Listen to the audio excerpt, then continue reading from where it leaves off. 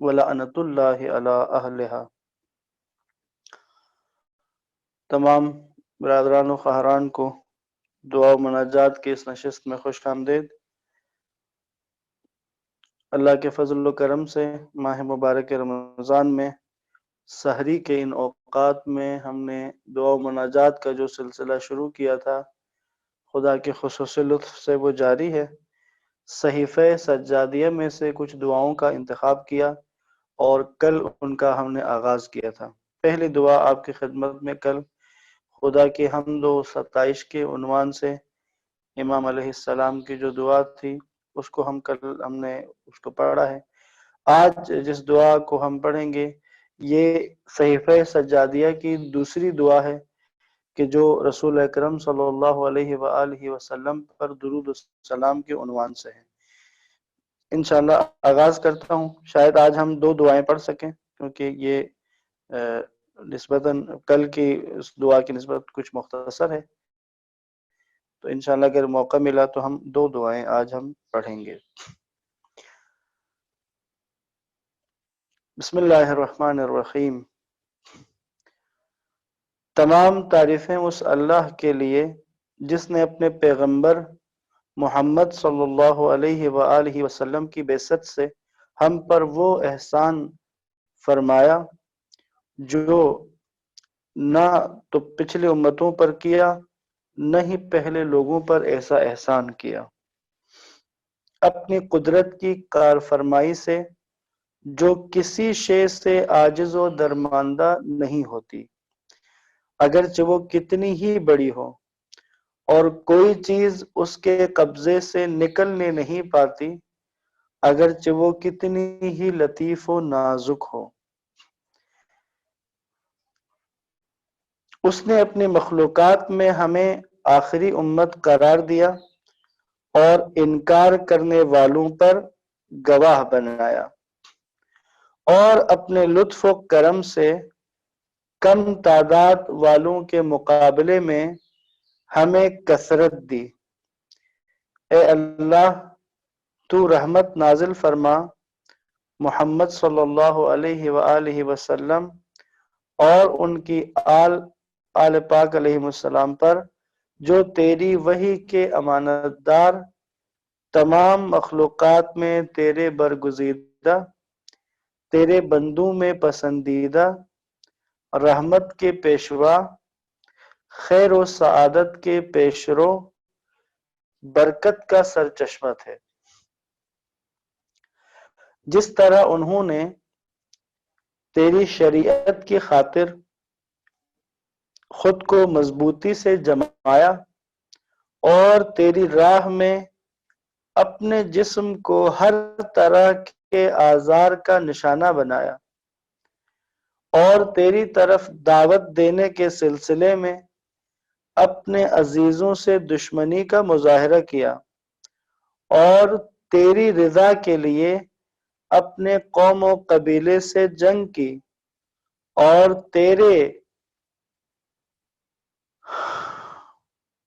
تیری رضا کے لیے اپنے قوم و قبیلے سے جنگ کی، اور تیرے دین کو زندہ کرنے کے لیے سب رشتے ناطے قطع کر لیے، نزدیک کے رشتہ داروں کو تیرے انکار کی وجہ سے دور کر دیا، اور دور والوں کو تیری توحید کے اقرار کی وجہ سے قریب کیا۔ یعنی رسول خدا صلی اللہ علیہ وآلہ وسلم کی قربانیاں اور آپ کا جو خود اس خدا کے پیغام اور دین کے ساتھ اللہ کے نبی کا جو رویہ تھا، آپ دیکھیں جو امام علیہ السلام فرما رہے ہیں کہ ایک تو اپنے جسم کو تمام تر تکلیفوں کے آگے ڈال دیا، پتھر مارے گئے، آپ کو ستایا گیا، آپ کے راستے میں کانٹے بچھائے گئے، آپ کے اوپر کوڑا ڈالا جاتا تھا، حتیٰ غلیظ جانور اجڑیاں وغیرہ لا کے آپ کے دروازے پہ ڈال دی جاتی تھی۔ طائف میں جو آپ کے ساتھ سلوک ہوا، آپ کو پتھر مارے گئے۔ اسی طرح وہیں قریش مکہ جو آپ کو صادق اور امین کے نام سے پہلے یاد کرتے تھے، جب آپ کے اس اعلان نبوت اور کار رسالت کی انجام دہی کا آغاز ہوتا ہے تو پھر وہیں لوگ کہ جو صادق اور امین کہنے والے تھے وہیں نعوذ باللہ کذاب، مجنون اور شاعر کہنے لگے. تو یہ بھی اللہ کے نبی نے اس کو بھی برداشت کیا. اور اس کے ساتھ ساتھ تیری اسی دین کی، خدا تیرے اس دین کی دعوت کے لیے تیرے نبی نے، تیرے حبیب نے اپنے عزیزوں سے قطع تعلق کر لیا، حتیٰ ان سے دشمنی کی، حتیٰ ان کے ساتھ یعنی ان کے ساتھ لڑائی کرنے کی نوبت آئی، ان کے ساتھ جنگ کی اپنے قوم و قبیلے کے ساتھ. دیکھیں لوگوں کے اندر اپنے قوم و قبیلے کے بارے میں کس قدر رجحان ہوتا ہے، کس قدر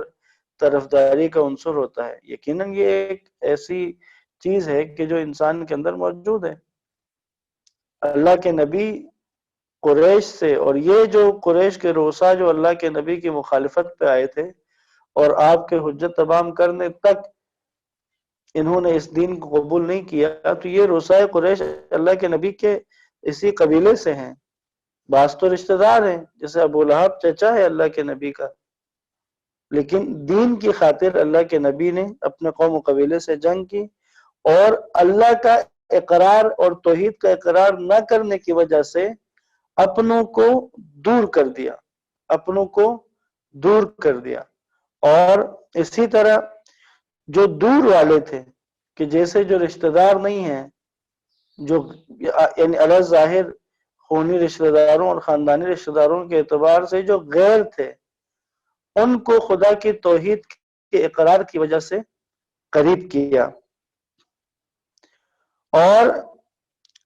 تیری وجہ سے دور والوں سے دوستی اور نزدیک والوں سے دشمنی رکھی اور تیرا پیغام پہنچانے کے لیے تکلیفیں اٹھائی اور دین کی طرف دعوت دینے کے سلسلے میں زحمتیں برداشت کی اور اپنے نفس کو ان لوگوں کے پند و نصیحت کرنے میں مصروف رکھا جنہوں نے تیری دعوت کو قبول کیا اور اپنے وطن کو، اپنے سکونت و مقام رہائش کو اور اپنی جائے ولادت کو، وطن کو، جو انسان کا ایک محبت و الفت والا وطن ہے کہ جس سے انسان محبت کرتا ہے، اس وطن سے پردیس کی سرزمین اور دور دراز مقام کی طرف محض اس مقصد سے ہجرت کی کہ تیرے دین کو مضبوط کریں اور تجھ سے کفر اختیار کرنے والوں پر غلبہ پائیں، یہاں تک کہ تیرے دشمنوں کے بارے میں جو انہوں نے چاہا تھا وہ مکمل ہو گیا اور تیرے دوستوں کو جنگ و جہاد پر آمادہ کرنے کی تدبیریں کامل ہو گئی، تو وہ تیری نصرت سے فتح و کامرانی چاہتے ہوئے اور اپنی کمزوری کے باوجود تیری مدد کی پشت پناہی پر دشمنوں کے مقابلے کے لیے اٹھ کھڑے ہوئے اور ان کے گھروں کے حدود میں ان سے لڑے، یہاں تک کہ ان کے گھروں کے وسط میں ان پر ٹوٹ پڑے، یہاں تک کہ تیرا دین غالب آ گیا اور تیرا کلمہ بلند ہو کر رہا اگرچہ مشرک اسے ناپسند کرتے تھے. ایک تو آپ دیکھیں اللہ کے نبی کی قربانیوں میں سے کہ آپ نے اپنے وطن کو چھوڑ دیا تیرے دین کے لیے. خدا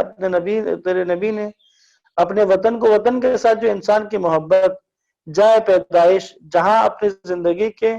50 سال سے زائد گزارے ہیں مکہ میں، اور اللہ کے نبی اس مکہ شہر کو پسند کرتے تھے، محبت کرتے تھے اس شہر سے، تو بس اس محبت کرنے والے شہر سے ہجرت کی تیرے دین کی خاطر، دور دراز یعنی مدینہ چند 100 کلومیٹر دور ہے مکہ سے، اور اس زمانے میں تو جب اونٹ پہ سفر کیا جاتا تھا تو یہ چند دن کا فاصلہ تھا. تو بس دور ہوئے اپنے وطن سے تیرے دین کی خاطر، تیرے دین کی تعلیمات کی تبلیغ کی خاطر. اس کے بعد پھر فتح مکہ کا ذکر بھی آیا کہ پھر تیری مدد سے اللہ کے نبی نے پھر ان کفار سے جنگ کی اور یہاں تک کہ ان کے گھروں کے پاس ان کو شکست دی فتح مکہ کے موقع پر، اور پھر تیرے دین کو یہاں تک کہ تیرا دین غالب اور تیرا کلمہ بلند ہو کر رہا اگرچہ مشرک اسے ناپسند کرتے رہے. اے اللہ، اب اللہ کے حضور میں رسول اللہ کے لیے دعا، اے اللہ انہوں نے تیری خاطر جو کوششیں کی ہیں ان کے عوض انہیں جنت میں ایسا بلند درجہ عطا فرما کہ کوئی بھی مرتبے میں ان کے برابر نہ ہو سکے اور نہ منزلت میں ان کا ہم پایا قرار پا سکے، اور نہ کوئی مقرب بارگاہ فرشتہ، نہ کوئی فرستادہ پیغمبر تیرے نزدیک ان کا ہمسر ہو سکے۔ یعنی خدا تو رسول خدا کو وہی درجہ کی جس کا تو نے ان سے وعدہ کیا ہے، اور یقیناً اللہ کے نبی کا درجہ تمام انبیاء سے بڑھ کر ہے۔ کائنات کی تمام ہستیاں، جتنے بھی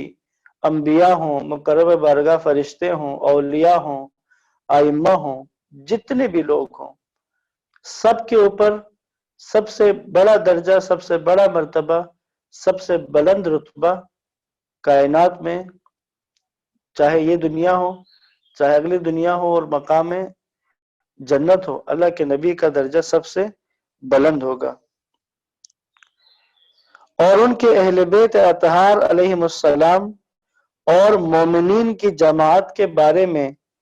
جس قابل قبول شفاعت کا تو نے ان سے وعدہ فرمایا ہے، اس وعدے سے بڑھ کر انہیں عطا فرما۔ یعنی خدا جو شفاعت کا اختیار تو نے اپنے نبی کو دیا ہے، تو خدایا ان سے جو تو نے اس شفاعت کا وعدہ کیا ہے ان سے بڑھ کر انہیں عطا فرما۔ اے وعدے کے نافذ کرنے والے، قول کے پورا کرنے اور برائیوں کو کئی گنا زائد اچھائیوں سے بدل دینے والے، بے شک تو فضل عظیم کا مالک ہے۔ اس دعا کا یہاں پر اختتام ہوتا ہے۔ میں دوسری دعا کہ جو دعا نمبر 4 ہے صحیفہ کاملہ کی، انبیاء کے تابعین اور ان پر ایمان لانے والوں کے حق میں حضرت کی دعا، جو انبیاء کے صحابہ تھے، بالخصوص رسول خدا کے جو اصحاب تھے، ان کے بارے میں چوتھے امام کی دعا ہے۔ انشاءاللہ اس کے مطالب کی طرف ہم توجہ کریں گے۔ دعا نمبر 4 صحیفہ سجادیہ۔ اے اللہ، تو اہل زمین میں سے رسولوں کی پیروی کرنے والوں اور ان مومنین کو اپنی مغفرت اور خوشنودی کے ساتھ یاد فرما جو غیب کی روح سے ان پر ایمان لائے اس وقت کہ جب دشمن ان کے جھٹلانے کے درپے تھے۔ یعنی یہ جو انبیاء کا ساتھ دینے والے ہیں، یہ جو رسولوں کا جنہوں نے ساتھ دیا، چاہے گزشتہ انبیاء ہوں یا رسول خدا کے اصحاب ہوں، اس وقت انہوں نے ایمان کا اظہار کیا کہ جب دشمن جھٹلانے کے درپے تھا، اور اس وقت کہ جب وہ ایمان کی حقیقتوں کی روشنی میں ان کے ظہور کے مشتاق تھے، ہر اس دور اور ہر اس زمانے میں جس میں تو نے کوئی رسول بھیجا اور اس وقت کے لوگوں کے لیے کوئی رہنما مقرر کیا، حضرت آدم علیہ السلام کے وقت سے لے کر حضرت محمد صلی اللہ علیہ وآلہ وسلم کے عہد تک، جو ہدایت کے پیشوا اور صاحبان تقوی کے سربراہ تھے، ان سب پر سلام ہو، یعنی تمام انبیاء پر سلام ہو۔ بار الہ خصوصیت سے اصحاب محمد صلی اللہ علیہ وآلہ وسلم میں سے وہ افراد جنہوں نے پوری طرح پیغمبر کا ساتھ دیا اور ان کی نصرت میں پوری شجاعت کا مظاہرہ کیا اور ان کی مدد پر کمر بستہ رہے اور ان پر ایمان لانے میں جلدی اور ان کی دعوت کی طرف سبقت کی، اور جب پیغمبر صلی اللہ علیہ وآلہ وسلم نے اپنی رسالت کی دلیلیں ان کے گوش گزار کی تو انہوں نے لبیک کہا اور ان کا بول بالا کرنے کے لیے بیوی بچوں کو چھوڑ دیا اور امر نبوت کے استحکام کے لیے باپ اور بیٹوں تک سے جنگیں کی، یعنی حتی بیوی بچوں کو چھوڑ دیا۔ وہ بالخصوص جو مسلمان ہجرت کر گئے حبشہ کی طرف، جنہوں نے ہجرت کیا اصحاب رسول میں سے، جنہوں نے مدینہ ہجرت کی، بعض کے خانوادے مکہ میں ہی رہ گئے، انہوں نے بیوی بچوں تک کو چھوڑ دیا۔ اسی طرح جو جنگ بدر ہوئی ہے، غزوہ بدر کے موقع کی حالت کیا تھی؟ اگر رسول اللہ کی طرف ایسے بیٹے موجود تھے کہ جن کے باپ کفار قریش کے لشکر میں تھے اور جو لڑنے کے لیے آئے تھے، جیسے حذیفہ اتبا کا بڑا بیٹا حذیفہ، ابو حذیفہ، یہ اس طرح رسول اللہ کے لشکر میں تھا اور سامنے کفار کے لشکر میں اس کا باپ تھا۔ اسی طرح ایسے صحابہ تھے کہ جو خود رسول اللہ کے لشکر میں تھے اور ان کے بیٹے کفار کے لشکر میں تھے۔ تو یہاں امام نے جو ذکر کیا کہ اپنے بیوی بچوں کو چھوڑ دیا اور امر نبوت کے استحکام کے لیے باپ اور بیٹوں تک سے جنگیں کی اور نبی اکرم صلی اللہ علیہ وآلہ وسلم کے وجود کی برکت سے کامیابی حاصل کی، اس حالت میں کہ ان کی محبت دل کی ہر رگ و ریشے میں لیے ہوئے تھے۔ یعنی اصحاب رسول ایسے تھے کہ ان کی محبت، رسول اللہ کی محبت ان کے رگ و ریشے میں تھی، اور ان کی محبت و دوستی میں ایسی نفع بخش تجارت کے متوقع تھے جس میں کبھی نقصان نہ ہو، اور جب ان کے دین کے بندھن سے وابستہ ہوئے تو ان کے قوم و قبیلے نے انہیں چھوڑ دیا، اور جب ان کے سائے قرب میں منزل کی تو اپنے بیگانے ہو گئے۔ تو اے میرے معبود، انہوں نے تیری خاطر اور تیری راہ میں جو سب کچھ چھوڑ دیا تو جزا کے موقع پر انہیں فراموش نہ کیجیو، اور ان کی فداکاری اور خلق خدا کو تیرے دین پر جمع کرنے اور رسول اللہ صلی اللہ علیہ وآلہ وسلم کے ساتھ داعی حق بن کر کھڑے ہونے کے صلے میں انہیں، یعنی اصحاب رسول کو، انہیں اپنی خوشنودی سے سرفراز و شادکان فرما، اور انہیں اس امر پر بھی جزا دے کہ انہوں نے تیری خاطر اپنے قوم قبیلے کے شہروں سے ہجرت کی اور وسعت معاش سے تنگی معاش پر جا پڑے۔ ایسے اصحاب تھے کہ جن کا مکہ میں سمجھے کاروبار تھا، تجارت تھی، گھر تھا، جائیداد تھی، مکہ میں خوشحال تھے، آسودہ تھے مالی طور پہ، لیکن جب ہجرت کی ہے تو تنگ دست ہو گئے، کچھ بھی نہیں تھا پاس۔ سمجھے دولت اور آسائش سے ہجرت کر کے گئے تکلیف کی طرف، تنگ دستی کی طرف، کہ جہاں اپنے حتیٰ کہ کھانے کے لیے روٹی نہیں ہوتی تھی۔ بالخصوص جو اصحاب صفہ تھے کہ جن کے پاس اپنا گھر بھی نہیں تھا مدینہ میں، اور وہ مسجد نبوی کے ایک چبوترے پہ رہتے تھے، کھانے کے لیے روٹی نہیں ہوتی تھی، رسول اللہ اپنے ساتھ بعض اوقات کسی صحابی کے گھر سے کھانا ان کو کھلا دیا کرتے تھے۔ ایسے افراد اللہ کے نبی پر جان نثار کرنے والے، اور یوں ہی ان مظلوموں کی خوشنودی کا سامان کر خدا تو ان مظلوموں کا، ان کے لیے ایسی خوشنودی کا سامان کر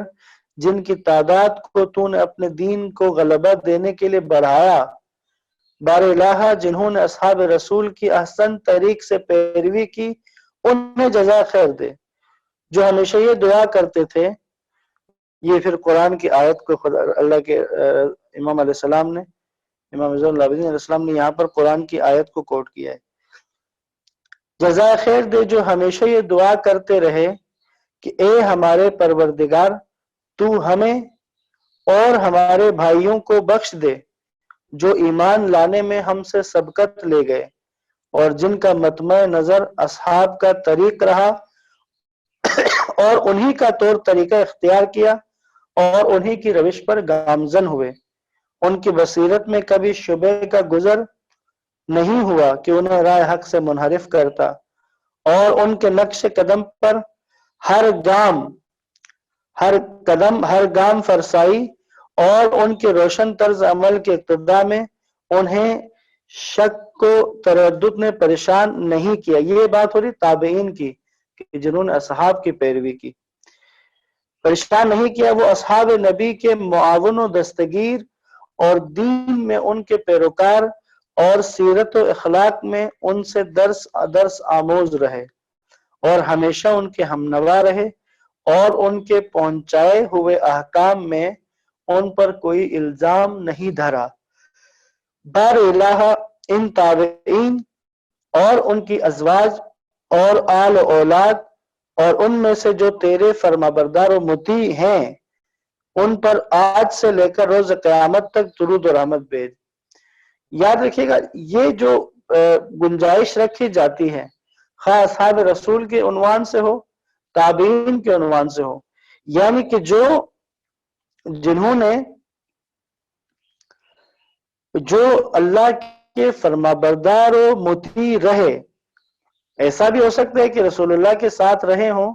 لیکن خدا کی اطاعت سے روگرداں ہو گئے ہوں، جیسے بہت سے لوگ منافقین کی ایک بڑی تعداد جو مدینہ میں نظر آتی ہے، بظاہر تو اصحاب رسول میں سے ہیں لیکن منافق ترین افراد ہیں. غزوہ احد کے موقع پر 300 لوگ عبداللہ ابن ابی جو ہے اس کے سرکردگی میں واپس آ گئے،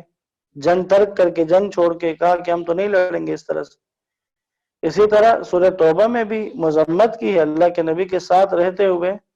جنہوں نے صحابہ ہوتے ہوئے اللہ کے نبی کا ساتھ نہ دیا، یا جیسے صلح حدیبیہ کے وقت کہ جن آس پاس کے قبائل کو اللہ کے نبی نے دعوت دی تھی کہ وہ بھی آ جائیں، اس قافلے میں شامل ہو جائیں. 1400 افراد رسول اللہ کے ساتھ گئے لیکن بادیہ نشین عرب جو ہیں وہ ساتھ نہیں آئے. انہوں نے کہا یہ تو سراسر خودکشی ہے، مکہ قریش مکہ کی طرف جانا. تو ان کی مذمت کی ہے قرآن نے سورہ محمد کے اندر، ان کی مذمت سورہ فتح میں جیسے صلح حدیبیہ والے اس میں مذمت کی.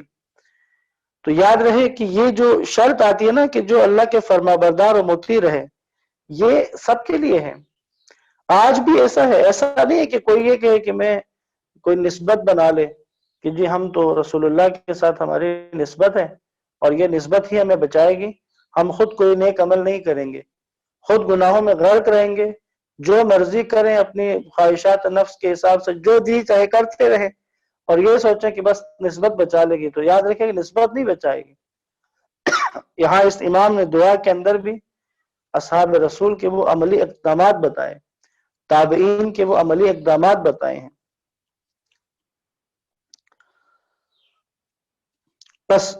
ان میں سے جنہوں نے جو اللہ جو تیرے فرما بردار اور مطیع ہیں ان پر آج سے لے کے، یعنی جس وقت امام یہ دعا کر رہے تھے، آج سے لے کر روز قیامت تک درود و رحمت بھیج، ایسی رحمت جس کے ذریعے تو انہیں معصیت سے بچائے، جنت کے گلزاروں میں فراخی و وسعت دے، شیطان کے مکر سے محفوظ رکھے، اور جس کار خیر میں تجھ سے مدد چاہیں ان کی مدد کرے، اور شب روز کے حوادث سے سوائے کسی نوید خیر کے ان کی نگہداشت کرے، اور اس بات پر انہیں آمادہ کرے کہ وہ تجھ سے حسن امید کا عقیدہ وابستہ رکھیں اور تیرے ہاں کی نعمتوں کی خواہش کریں، اور بندوں کے ہاتھوں میں فراخی نعمت کو دیکھ کر تجھ پر بے انصافی کا الزام نہ دھریں. یعنی ان کے بارے میں پھر دعا اس طرح سے کر رہے ہیں کہ ان کو اس راستے پر اس طرح سے ثابت قدم رکھ کہ وہ لوگوں کے پاس دنیاوی نعمتیں دیکھ کر تجھ سے شکوہ و شکایت نہ کریں، تاکہ تو ان کا رخ اپنے امید و بیم کی طرف پھیر دے اور دنیا کی وسعت و فراخی سے انہیں بے تعلق کر دے، اور عمل آخرت اور موت کے بعد کی منزل کا ساز و برق مہیا کرنا ان کی نگاہوں میں خوش آئند بنا دے، اور روحوں کے جسموں سے جدا ہونے کے دن ہر کرب و اندوہ جو ان پر وارد ہو آسان کر دے، اور فتنہ و آزمائش سے پیدا ہونے والے خطرات اور جہنم کی شدت اور اس میں ہمیشہ پڑے رہنے سے نجات دے، اور انہیں جائے امن کی طرف جو پرہیزگاروں کی آسائش گاہ ہے منتقل کر دے. بس رسول اللہ کے لیے جو دعا جس میں رسول اللہ کے درود و سلام کے بارے میں دعا تھی، اس میں بھی ہم نے دیکھا کہ رسول اللہ نے اس دین کے لیے جو تکلیفوں کو برداشت کیا، اس دین کی تبلیغ کے لیے جو مشکلات آپ نے برداشت کی، اسی طرح اس اصحاب کے لیے جو دعا ہے اس میں بھی اصحاب رسول میں سے وہ کہ جنہوں نے اللہ کے نبی کا بھرپور ساتھ دیا،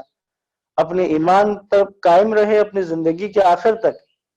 اور جنہوں نے اللہ کے دین کے لیے اپنے گھر بار کو ترک کیا. یقیناً ان کے لیے چوتھے امام کی یہ دعا صحیفہ کاملہ کی دعا نمبر 4 موجود ہے، اور ساتھ ہی ساتھ میں یہ معیار باقی ہے، خواہ اصحاب رسول ہوں خواہ تابعین ہوں، کہ جن لوگوں نے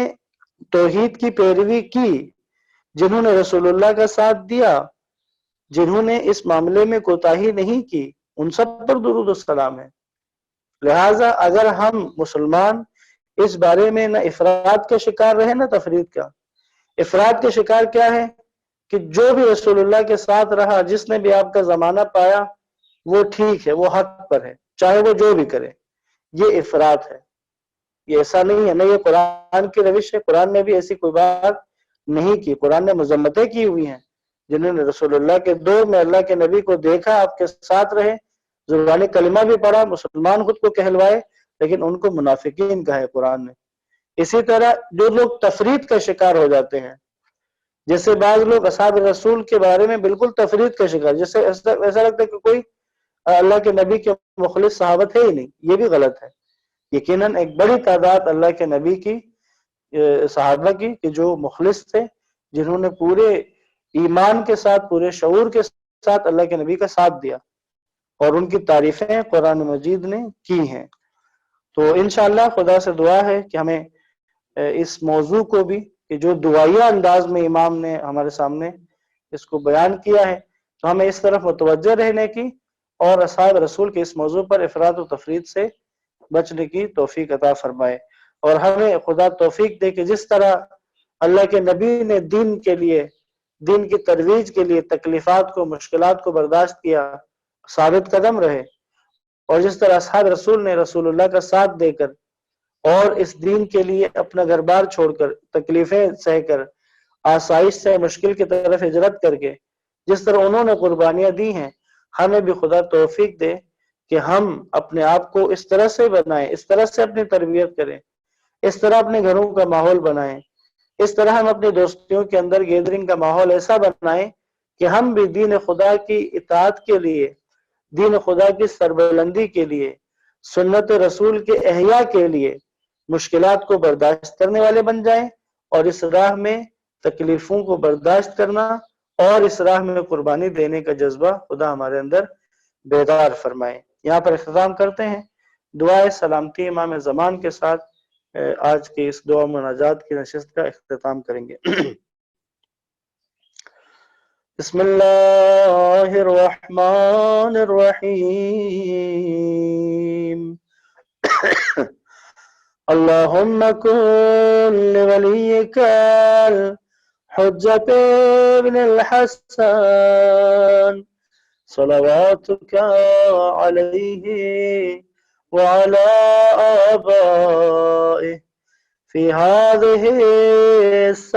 الساعة وفي كل ساعة وليا وحافظا وقائدا وناصرا ودليلا وعينا حتى تسكنه أرضك توءا وتمتعه فيها طويلا اللهم اكشف هذه الغمة عن هذه الأمة بحضورك وعجل لنا ظهوره إنهم يرونه بعيدا ونراه قريبا برحمتك يا أرحم الراحمين وصلى الله على محمد وآله الطيبين الطاهرين اللهم صل على محمد وآل محمد وعجل فرجهم والسلام عليكم ورحمة الله وبركاته۔